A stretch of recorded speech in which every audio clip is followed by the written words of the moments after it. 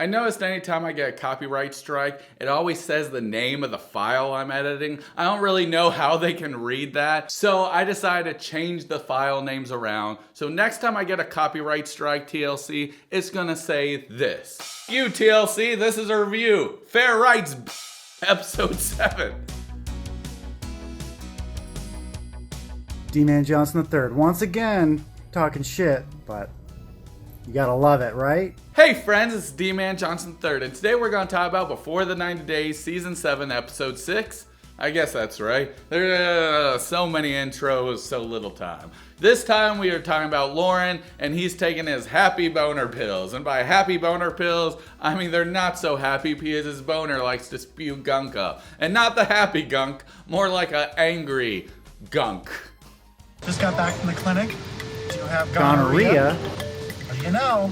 Mistreatable. He takes his pills, and now he's happy because within 7 days, you know, he's gonna be STD free. STI free? I guess that's what people call it now. Why'd they change the name? Is it because STD just sounded so horrible? So it's like, I got an idea, we'll change the name. Well, guess what? In a few years, STI will sound just as horrible.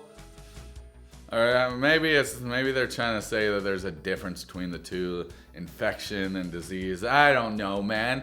I'm not a doctor. Because obviously you need to be a doctor to know the difference between the two things. I never thought that getting a from my friend was gonna give me gonorrhea. Nobody expects that to happen. Just how nobody expects the Spanish Inquisition. Oh, thank God. I thought they were gonna bust in for a second. Nobody expects the Spanish Inquisition. Only 2 people will get that joke, and you 2 people are amazing. How do you know you have Gonorrhea?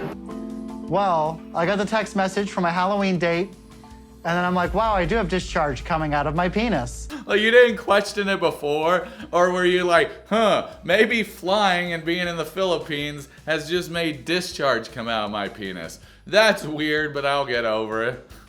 Like, you going to a different country doesn't automatically have you discharge all over the place. But what are you going to do? This is what I'm going to do. I'm going to tell Faith I got the gonorrhea from her. It's a foolproof plan. But didn't you already tell her where you got it from? Oh yeah. Sorry, I'm dumb.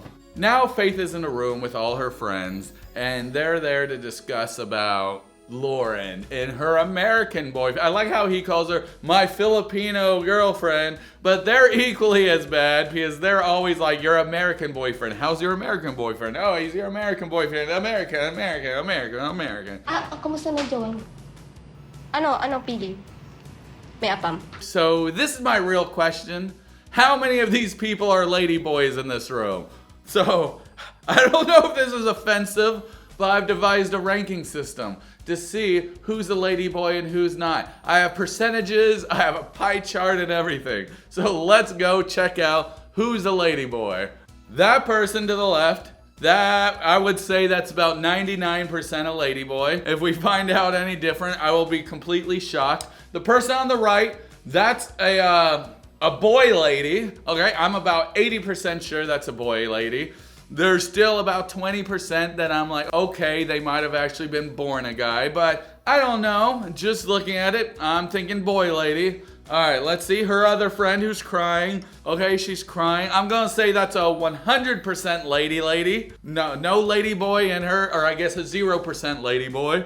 Just a guess, like I said, could be wrong. If I am wrong about her, I would be completely shocked. And I'm only guessing and saying lady boys and boy ladies because that's what they refer to themselves as. If they want to be called a he or she, I would gladly call them a she or he. Just how I keep calling Faith she because she likes to be recognized as a female. And if you don't do that, you're an asshole.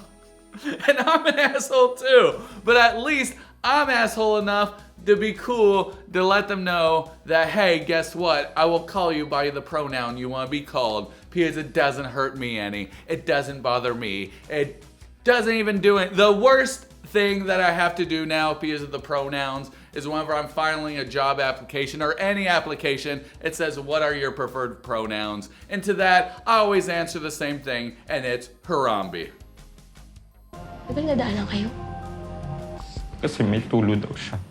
When I heard that, I was like, oh, if somebody with that voice, like if I'm in like an alleyway and somebody comes up with that voice, I'm immediately gonna get freaked out and scared and I'm gonna get mugged. So, damn, Faith. You have the coolest damn voice ever. And I'm not trying to be offensive because I love Faith. I think we should protect Faith at all costs. And it seems like her friend, she has a good network and a good support. She has Mama Dong. Everybody gets mad that I call this place Pennsylvania, but why? They both have Wawas. May tulo. Totoo nga, walang eme, kaya nga. So, Faith has made a bad decision. Of course, because it deals with Loren. Anything dealing with Loren will never be a good decision, I can promise you that. She realizes it, and now she doesn't know what to do, but she does know that she has to have a conversation with Loren.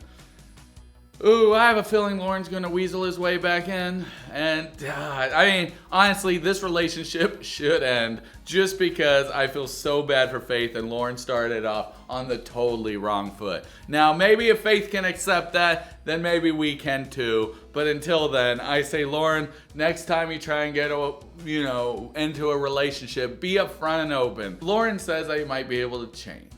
This is exactly what I was worried about with having a boyfriend. What were you worried about? That you get a boyfriend, he'd cheat on you and get an STD and try and use you to leech off you for the rest of your life? That's very specific, Faith. It ends with Faith wanting to have a conversation with Loren. And to that I say, Faith, Loren can't even fix the leaky faucet. That's his penis. I don't know why I'm pretending like I'm whispering. Nobody's here. So how do you expect him to fix this relationship?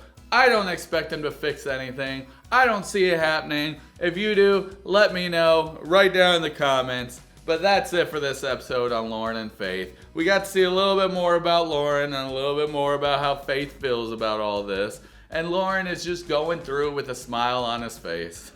He's always so happy and so chipper, even in the midst of probably some of the worst days of his life. Anyway, guys, this is Dee-man Johnson III reminding you that I'm proud of you and you're doing a great job, so always keep it up. All right. Thanks for tuning in to Dee-man Johnson III. So today's horror movie is The Initiation. This film is really fun. It's about a sorority house, and they're doing Pledge Week, and one of the pledges has to go into a mall and steal cop's clothes. Steal a cop. They gotta steal the guard's uniform, and god dang it, it's a blast. There's a fun ending. There's little mysteries everywhere, and even though this is probably considered a bad movie, I considered it an amazing and wonderful movie.